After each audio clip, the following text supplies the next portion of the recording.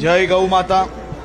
આપણા સૌનું આસ્થાનું સૌથી મોટું કેન્દ્ર એટલે કે ગૌ માતા. અને આ ગૌ હત્યા પર પ્રતિબંધનો કાયદો લાવનાર એ પહેલી ગુજરાત સરકાર હતી.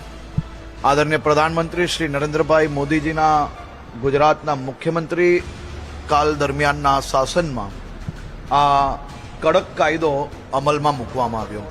ગુજરાત એવું રાજ્ય છે જ્યાં કરોડો લોકોને ગૌ માતા જોડે ખૂબ મોટી આસ્થા જોડાયેલી છે અને આ ગૌ માતાનું રક્ષણ કરવું એ આપણી ફરજ છે.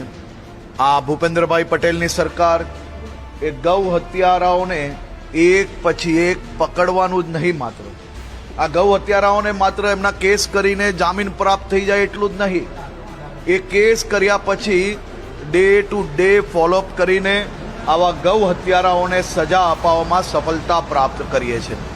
ગુજરાતમાં આ મહિને આ ત્રીજો ચુકાદો છે.